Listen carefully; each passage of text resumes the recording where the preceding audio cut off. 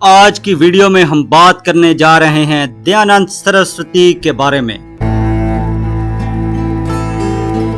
دیانند سرسوتی کی زندگی کے بارے میں جاننا چاہتے ہیں تو ہماری فریڈم فائٹر سیریز میں اس سے آگے دیانند سرسوتی کی زندگی کے بارے میں آپ کو بتائیں گے کہ ان کی زندگی میں آگے کیا ہوا۔ میں آپ کا ہوسٹ رائے یاسر اور آپ دیکھ رہے ہیں ہمارا یوٹیوب چینل ہسٹومینٹری۔ تو چلتے ہیں ویڈیو کے بقیہ حصے کی طرف۔ ستیات پرکاش علم نجوم پر اس نے لکھا، جب یہ جاہل لوگ کسی نجومی کے پاس جاتے ہیں اور کہتے ہیں کہ جناب اس شخص کا کیا قصور ہے، اس نے جواب دیا، سورج اور دوسرے ستارے اس کے لیے ناپاک ہیں۔ اگر تم نے کفارہ ادا کرنا ہو یا جادو کے فارمولے پڑھے یا دعا کرو یا صدقے کے لیے مخصوص اعمال کیے تو وہ سیاحجاب ہو جائے گا، ورنہ مجھے تعجب نہیں ہونا چاہیے خواہ وہ ایک طویل عرصے تک تکلیف کے بعد اپنی جان سے ہاتھ دھو بیٹھے۔ پوچھنے والا، ٹھیک ہے جناب نجومی، آپ جانتے ہیں سورج اور دوسرے ستارے ہماری اس زمین کی طرح بے جان چیز ہیں، وہ روشنی، حرارت وغیرہ دینے کے سوا کچھ نہیں کر سکتے۔ کیا آپ ان کو انسانی جذبات، خوشی اور غصے کے حامل ہونے کے لیے سمجھتے ہیں کہ جب ناراض ہوں تو درد اور غم لاتے ہیں اور جب تسکین ہو جائے تو انسانوں کو خوشی دیتے ہیں؟ نجومی، تو کیا یہ ستاروں کے اثر سے نہیں ہوتا کہ کچھ لوگ امیر ہوتے ہیں اور کچھ غریب، کچھ حکمران ہوتے ہیں اور دوسرے ان کی رعایا ہوتے ہیں؟ نہیں، یہ سب ان کے اچھے یا برے اعمال کا نتیجہ ہے۔ پھر کیا ستاروں کی سائنس غلط ہے؟ نہیں، ان کا وہ حصہ جس میں ریاضی، الجبرا، جیومیٹری وغیرہ شامل ہے اور جو فلکیات کے نام سے جانا جاتا ہے سچ ہے، لیکن دوسرا حصہ جو ستاروں کے انسانوں اور ان کے اعمال پر اثر و رسوخ کا علاج کرتا ہے اور علم نجوم کے نام سے جانا جاتا ہے، وہ سب غلط ہے۔ وہ مروجہ مذاہب کو یا تو غیر اخلاقی کہانیاں سمجھتے ہیں یا ان پر بری طرح عمل کیا جاتا ہے، یا ان میں سے کچھ ویدوں سے کافی حد تک دور ہو چکے ہیں۔ اپنی کتاب ستیات پرکاش میں انہوں نے یہ سب کچھ لکھا۔ مہارشی دیانند نے ہندو مت، جین مت، بدھ مت، عیسائیت اور اسلام کی موجودہ شکل کی تنقیدی تجزیہ کیا ہے۔ اسلام کے بارے میں لکھتے ہیں کہ اس نے شک کیا کہ اسلام کا خدا سے کوئی تعلق ہے اور سوال کیا کہ خدا کیوں ہر کافر سے نفرت کرے گا، جانوروں کو ذبح کرنے کی اجازت دیتا ہے اور محمد صلی اللہ علیہ وسلم کو بے گناہوں کو ذبح کرنے کا حکم دیتا ہے۔ دیانند سرسوتی کا اسلام کے بارے میں ایک الگ ہی اپنا ایک نقطہ نظر ہے، اور یہ نقطہ نظر انہوں نے اپنے من گھڑت نظریات کی بنیاد پر لکھا ہے جس کا حقیقت سے کوئی تعلق نہیں ہے۔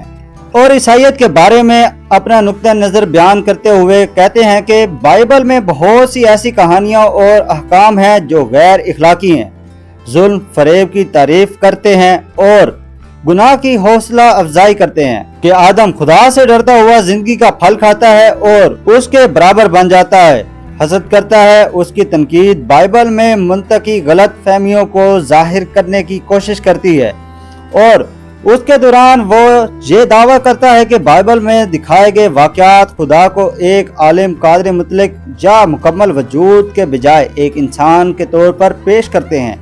اس نے مریم کی دائمی کنواری کی مخالفت کی اور مزید کہا کہ اس طرح کے عقائد محض قانون کی فطرت کے خلاف ہیں، اور یہ کہ خدا کبھی بھی اپنے قانون کو نہیں توڑے گا کیونکہ خدا قادر مطلق اور معصوم ہے۔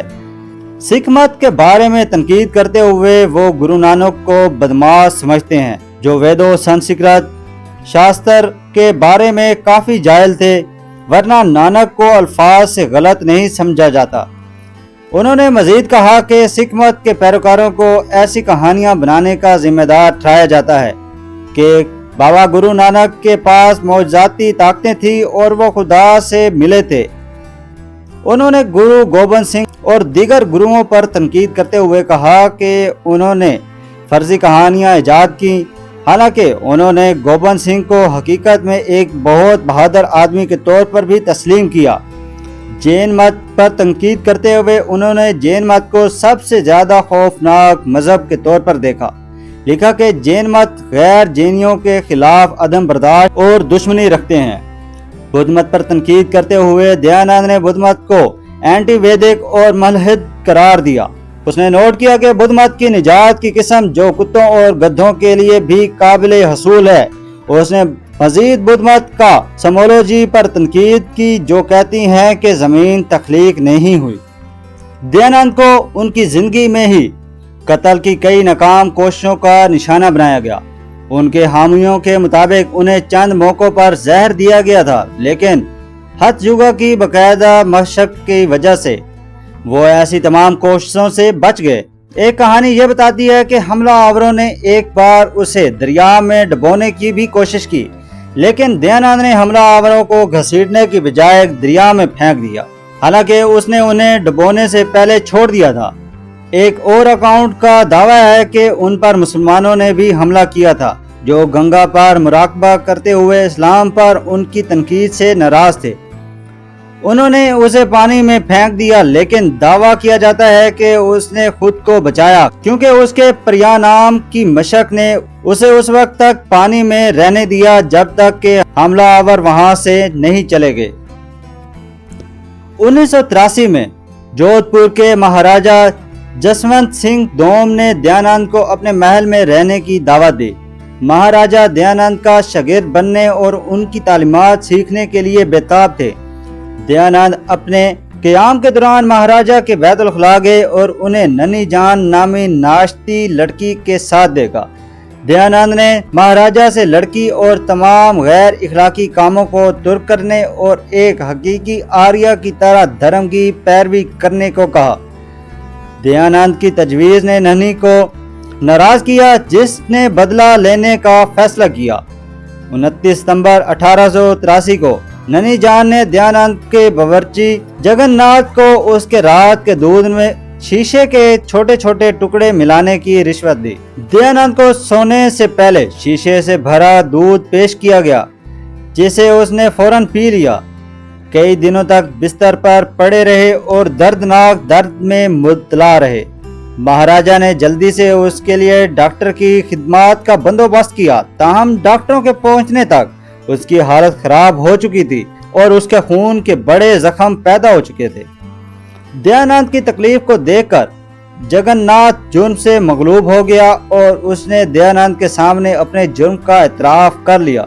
बिस्तर मर्ग पर दयानंद ने उसे माफ कर दिया और उसे पैसों का एक थैला दिया और उससे कहा कि महाराजा के आदमियों के हाथों उसे ढूंढने और कत्ल करने से पहले बादशाही से भाग जाए। बाद में महाराजा ने रेजिडेंसी के मशवरे के मुताबिक उन्हें माउंट अबू भेजने का इंतजाम किया।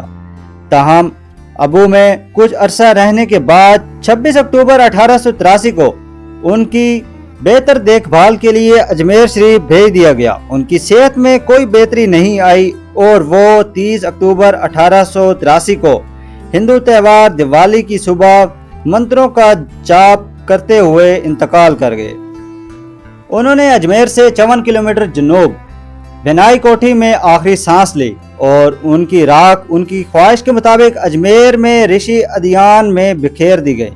ऋषि अदियान, जिसमें रोजाना सुबह और शाम यजन होमा के साथ एक फाल आर्य समाज बंदर हैं। NH 58 अजमेर पशकर हाईवे पर अना सागर झील के किनारे वाक़या है। हर साल अक्टूबर के आखिर में ऋषि दयानंद की बरसी पर ऋषि अडियान में सालाना 3 रोजा आर्य समाज मेला मुनक्किद किया जाता है, जिसमें वैदिक सेमिनार, वेद याद करने का मुकाबला, यजना और ध्वजा रोहन फ्लैग मार्च भी शामिल होता है। इसका एहतमाम प्रोपका रैनी सभा ने किया, जिसकी बुनियाद स्वामी दयानंद सरस्वती ने 16 अगस्त 1880 को मेरठ में रखी थी। 27 फरवरी 1883 को अजमेर में रजिस्टर्ड थी और 1893 से अजमेर में अपने दफ्तर से काम कर रही है। हर साल महाशिवरात्रि पर आर्य समाज टंकारा ट्रस्ट के जेर एहतमाम 2 रोजा मेले के दौरान ऋषि बोध अस्तु मनाते हैं, जिसके दौरान शोभा यात्रा, जुलूस और महायजन का इनकाद किया जाता है। तकरीब में हिंदुस्तान के वजीर आजम नरेंद्र मोदी और गुजरात के वजीर आला विजय रूपानी ने भी शिरकत की। अदयपुर में गुलाब बाग और चिड़ियाघर के अंदर नौलखा महल भी उनसे वाबस्ता है, जहां उन्होंने 1839 में संवाद में अपने बुनियादी काम सत्यार्थ प्रकाश का दूसरा एडिशन लिखा था। یہ تھی دیانند سرسوتی کی زندگی کے بارے میں ایک مکمل ڈاکومنٹری، جس میں ہم نے آپ کو بتایا کہ انہوں نے آریہ سماج کی بنیاد کیسے رکھی اور انہوں نے کس طرح ہندو مذہب کو درست کرنے کا بیڑا اٹھایا، اور اسلام، عیسائیت، سکھ مت، جین مت اور بدھ مت کے بارے میں ان کا کیا کیا نظریہ تھا، اور ان کے نظریات سے کون سی مشہور شخصیات متاثر ہوئی تھیں۔ اگر آپ اس طرح کی مزید ہسٹوریکل اور انفارمیٹیو ویڈیوز دیکھنا چاہتے ہیں تو، اور اگر آپ نے ابھی تک ہمارے یوٹیوب چینل ہسٹومینٹری کو سبسکرائب نہیں کیا تو سبسکرائب کر لیں اور بیل آئیکن کے بٹن کو پریس کر لیں تاکہ اس طرح کی مزید ہسٹوریکل اور انفارمیٹیو ویڈیوز آپ تک پہنچتی رہیں۔ آج کے لیے